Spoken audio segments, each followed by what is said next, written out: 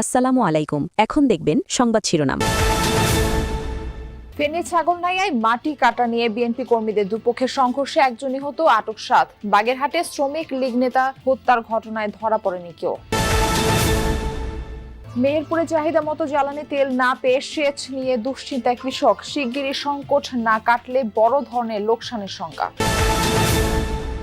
মুহুর্মুহু হামলা পাল্টা হামলায় উত্তাল মধ্যপ্রাচ্য। ইরানের ইস্পাহানে আইআরজিসি সদর দপ্তর লক্ষ্য করে যৌথ বাহিনীর অভিযান। আমিরাতের মার্কিন ঘাঁটিতে ক্ষেপণাস্ত্র ছুড়ল তেহরান।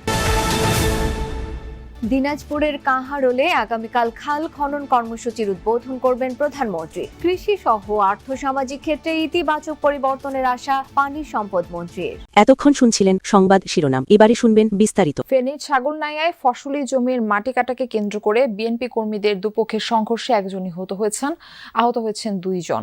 নিহত হোনা মিয়া যুব দলের কর্মী ছিলেন বলে জানিয়েছেন স্থানীয়রা। গতরাতে উপজেলার কন্ট্রাক্টর মসজিদ এলাকায় এই ঘটনা ঘটে। পরে অভিযান চালিয়ে জিজ্ঞাসাবাদের 7 জনকে আটক করা হয়। পুলিশ জানায়, রাজনৈতিক পট পরিবর্তনের পর থেকে উপজেলার বিভিন্ন স্থানে চলছিল ফসলি জমির মাটি কাটার মহোৎসব। এই মাটির ব্যবসার নিয়ন্ত্রণ ও লভ্যাংশের ভাগাভাগি নিয়ে স্থানীয় বিএনপি কর্মীদের 2টি গ্রুপের মধ্যে বিরোধ চলছে। এরই জেরে গতরাত 3টার দিকে দুপক্ষের সংঘর্ষ জড়ায়। পরে আহত 3 জনকে হাসপাতালে নিয়ে গেলে চিকিৎসক হোনা মিয়াকে মৃত ঘোষণা করেন। বাকি 2 জন চিকিৎসাধীন রয়েছেন। বাগেরহাটের মোল্লাহাটে উপজেলা শ্রমিক লীগের সাধারণ সম্পাদক শেখ সোহাগকে গুলি করে হত্যার ঘটনায় এখনো মামলা হয়নি, আটকও হয়নি কেউ। গতরাতে উপজেলা পান বাজারের সামনে মোল্লাহাট চুন খোলা সড়কে এই ঘটনা ঘটে। পুলিশ জানায়, রাতে শেখ ট্রেডার্স নামের নিজের ব্যবসা প্রতিষ্ঠান বন্ধ করে মোটরসাইকেলে বাড়ির উদ্দেশ্যে রওনা হন সোহাগ। এ সময় 2টি মোটরসাইকেলে করে আসা কয়েকজন দুর্বৃত্ত তাকে লক্ষ্য করে পরপর 5টি গুলি ছোড়ে। গুরুতর আহত অবস্থায় উদ্ধার করে উপজেলা স্বাস্থ্য কমপ্লেক্সে নিয়ে গেলে কর্তব্যরত চিকিৎসক সোহাগকে মৃত ঘোষণা করেন। এই ঘটনায় জড়িতদের ধরতে অভিযান শুরু করেছে পুলিশ। এর আগে গত 7 মার্চ সোহাগের ব্যবসা প্রতিষ্ঠানের কর্মচারী নূর ইসলামকে লক্ষ্য করে 3টি গুলি ছোড়ে দুর্বৃত্তরা। বর্তমানে ঢাকা মেডিকেল কলেজ হাসপাতালে চিকিৎসাধীন রয়েছেন নূর। নিশ্চয়ই বড় ধরনের কোনো বিষয় তো অবশ্যই আছে, তা নাহলে একজন মানুষকে একদম জানে মেরে ফেলতে হবে, এই সিদ্ধান্ত তো মানুষ তখনই নেয়। প্রশাসনের একটা দাবি যে এই সিকিউরিটি যেন তাদের থেকে আমরা পাই, যাতে বাজার নিরাপদ থাকে, বাজারের মানুষ নিরাপদ থাকে। মোল্লারহাট থানা এলাকায় সোহাগ শেখ নামের এক ব্যক্তির হত্যাকাণ্ড ঘটেছে। এটা আমরা তদন্ত করছি, তদন্ত সাপেক্ষে বিস্তারিত জানা যাবে। রংপুরে 1.5 বছর বয়সী শিশু সন্তানকে শ্বাসরোধে হত্যার পর গলায় ফাঁস দিয়ে আত্মহত্যা করেছেন এক নারী। শনিবার রাতে নগরীর 28 নং ওয়ার্ডের সাজাপুর এলাকায় এই ঘটনা ঘটে। পুলিশ জানায়, শিশু সন্তান জয়দেব ঘোষকে নিয়ে ঘরে একাই ছিলেন সূচনা ঘোষ। হঠাৎই জয়দেবকে শ্বাসরোধ করে হত্যার পর নিজের গলায় ওড়না পেঁচিয়ে আত্মহত্যা করে সূচনা। বিষয়টি জানালা দিয়ে দেখতে পায় তার মেয়ে। খবর পেয়ে মরদেহ 2টি উদ্ধার করে ময়নাতদন্তের জন্য রংপুর মেডিকেলে পাঠায় পুলিশ। ঘটনার সময় সূচনার স্বামী শারীরিক প্রতিবন্ধী। জ্বালানি তেল সংকটের প্রভাব পড়েছে মেহেরপুরে। প্রতিদিন লম্বা লাইনে দাঁড়িয়ে তেল সংগ্রহ করতে হচ্ছে ভুক্তভোগীদের। অন্যদিকে খেতে প্রয়োজন অনুযায়ী সেচ দিতে না পেরে দুশ্চিন্তায় কৃষকরাও। ফসল উৎপাদন নিয়ে তাদের শঙ্কা বাড়ছে। এমন পরিস্থিতিতে কৃষকদের শুকনো ও ভেজানো পদ্ধতিতে চাষাবাদের পরামর্শ দিচ্ছে কৃষি বিভাগ। এছাড়া সৌরচালিত সেচ পাম্প বৃদ্ধির পরিকল্পনা করা হচ্ছে। আধুনিক প্রযুক্তি নির্ভর কৃষিতে পানির যোগান দিতে যান্ত্রিক পাম্পের ওপর নির্ভরশীল চাষিরা। তবে মেহেরপুরে জ্বালানি সংকট দেখা দেয়ায় সেচ কার্যক্রমে কিছুটা বিঘ্ন ঘটছে। এতে দুশ্চিন্তায় কৃষক। বোরো আবাদের ভরা মৌসুমে চাহিদা মতো জ্বালানি তেল না পাওয়ায় প্রয়োজন মতো সেচ দিতে পারছেন না কৃষকরা। লম্বা লাইনে দাঁড়িয়েও মিলছে না জ্বালানি তেল। জানান, এমন পরিস্থিতি চলতে থাকলে কাঙ্ক্ষিত ফসল ঘরে তোলা সম্ভব হবে না। বড় ধরনের লোকসানের শঙ্কায় তারা। মাঝে মাঝে তেল পাওয়া যাইছি না, এরকম মানুষ একটু আতঙ্কর ভিতর আছে।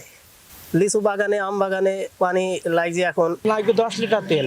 আমি বললাম 5 লিটার তেল, আমার তো আবাদ হবে না, আমার আবাদ নষ্ট হয়ে যাবে। খরানের সময় এখন তেল লাগবে বেশি, এতে তো সব জিনিস অপচয় হয়ে যাচ্ছে। 30 টাকায় তেল লাগে গাড়িতে, এখন এই পাম্পে 1500 টাকার করে দিল। 1500 টাকা তেলে তো আর হয়েছে না, 30 টাকা গাড়িতে মিটছে না, অর্ধেক হয়ে যাচ্ছে। পাম্প কর্তৃপক্ষ বলছে, চাহিদার তুলনায় ডিপো থেকে তেল সরবরাহ কম হচ্ছে, এতে গাড়ি ভাড়াও পড়ছে বেশি। তাই সাময়িক সমস্যা তৈরি হলেও খুব শিগগিরই পরিস্থিতি স্বাভাবিক হওয়ার আশা তাদের।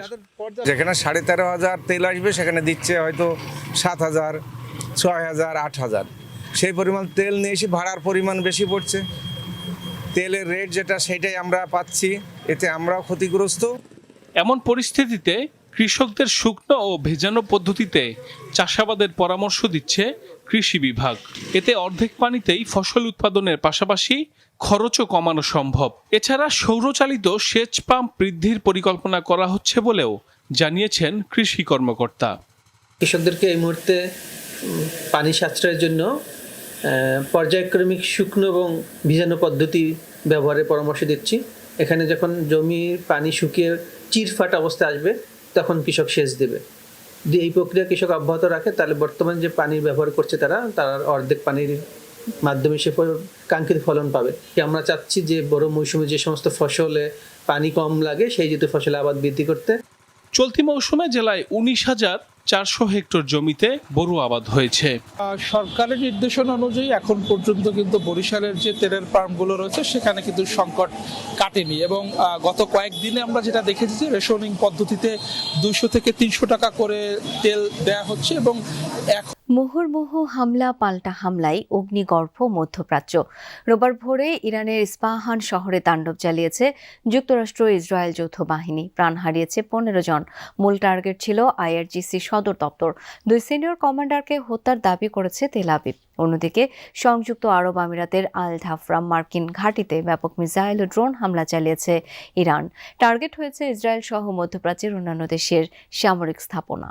চলছে ভয়াবহ বিস্ফোরণ, ছড়াচ্ছে কালো ধোঁয়ার ঘন কুণ্ডলী। এটি ইস্পাহানের শাহিনশারে অবস্থিত আইআরজিসির হেডকোয়ার্টার। রোববার ভোরে গোটা ইস্পাহানে চলে ব্যাপক ধ্বংসযজ্ঞ, হতাহত হন বহু বাসিন্দা। এছাড়াও রাজধানী তেহরান সহ বিভিন্ন স্থানে চলে আগ্রাসন। আল জাজিরার তথ্য মতে চলমান যুদ্ধে ইরানের 200-র বেশি শহরে হামলা চালিয়েছে যুক্তরাষ্ট্র ইসরায়েলের যৌথ বাহিনী। শনিবার ওয়াশিংটন জানায় খার্ক দ্বীপে ব্যাপক হামলার শিকার হয়েছে ইরানের 90-টির বেশি সামরিক স্থাপনা। তেহরানও দিচ্ছে না এক চুল ছাড়। ইসরায়েলের রাজধানী তেল আবিব ছাড়াও নানা স্থানে মিসাইল ছুটছে আইআরজিসি। প্রকাশিত হয়েছে এইলাত ও নেস জিওনা শহরের ক্ষয়ক্ষতির ফুটেজ। মধ্যপ্রাচ্যের বিভিন্ন দেশেও মার্কিন ঘাঁটি ও সামরিক স্থাপনাগুলো তেহরানের লক্ষ্য। সংযুক্ত আরব আমিরাতে ব্যাপক ক্ষেপণাস্ত্র ও ড্রোন হামলার দাবি করেছে আইআরজিসি। জানায় আল ধাফরা ঘাঁটির হামলায় ব্যবহৃত হয়েছে 10টি মিসাইল ও অসংখ্য ড্রোন। এছাড়া কুয়েত বিমানবন্দরে হামলা চালিয়ে রাডার সিস্টেম ধ্বংস করেছে ইরান। ইরাকের ইরবিলে টার্গেট করা হয়েছে একটি তেল শোধনাগার। সৌদি আরব, বাহরাইন ও জর্ডানেও ড্রোন মিসাইল ছোড়া হয়েছে। একাধিক ড্রোন ভূপাতিতের দাবি করেছে রিয়াদ। হরমুজ প্রণালীতে প্রবেশ করতে হলে মার্কিন ডলারের পরিবর্তে চীনা মুদ্রা ইউয়ান ব্যবহারের শর্ত দিচ্ছে ইরান।